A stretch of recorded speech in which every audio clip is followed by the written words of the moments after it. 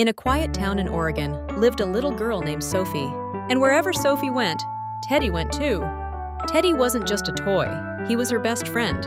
He sat beside her during breakfast. He listened during bedtime stories. He traveled with her everywhere.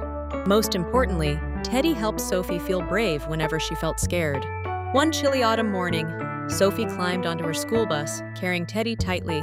The bus bumped gently down country roads as children laughed and talked. Soon the bus arrived at school. Sophie grabbed her backpack and hurried off, but in her excitement, she forgot Teddy. The little bear slipped quietly between two bus seats. The bus doors closed, and Teddy was left behind. At first, Teddy wasn't worried. Sophie will come back soon, he thought. But the school day ended. The bus returned to the depot. Children went home. The parking lot became empty. Still no Sophie. For the first time, Teddy felt scared. Maybe she forgot me. The thought hurt more than anything. Outside, rain began tapping softly against the windows. The dark bus suddenly felt very lonely. The next morning, children climbed aboard again. Teddy remained hidden beneath the seat. A young boy named Noah sat nearby. It was his first week riding the bus alone. He looked nervous. His hands trembled slightly. Then Noah noticed Teddy. "Oh!" he whispered. Carefully picking him up, Noah hugged the bear tightly. Throughout the ride, Noah seemed calmer, less afraid. When he left the bus, he placed Teddy gently back on the seat. "Thanks," he whispered. Teddy felt a little better. Maybe Sophie hadn't forgotten him. Maybe he could still help someone. A few days later, a thunderstorm rolled across town.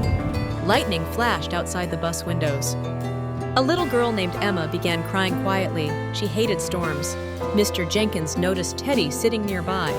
He handed the bear to Emma. "You can borrow him for the ride." Emma hugged Teddy tightly. By the time she reached home, her tears were gone. "He's very brave," she said. Teddy smiled inside. Maybe he wasn't with Sophie. But he was still doing what Sophie always loved most, helping people feel safe. Days passed. Teddy comforted frightened children, helped lonely students, and sat beside kids who needed a friend. Yet every night he still missed Sophie. He wondered if she missed him too. The truth was, Sophie searched everywhere, under her bed, inside closets, at school, even around the bus stop. She cried every evening. "I should never have left him," she sadly. One afternoon, Mr. Jenkins finally spotted Teddy while cleaning the bus. Immediately, he recognized him. The missing teddy bear! The next morning, he brought Teddy to school. When Sophie walked into the office, she froze.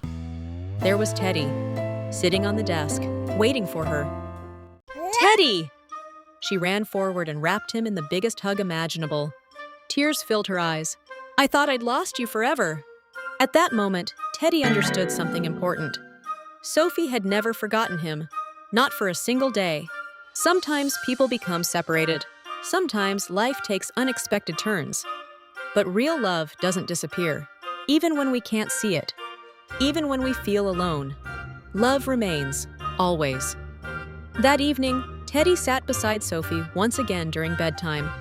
Everything felt right. And as Sophie drifted to sleep, Teddy smiled. Because he had learned something beautiful during his journey. Being forgotten and being loved are not the same thing. Sometimes the people who love us miss us just as much as we miss them.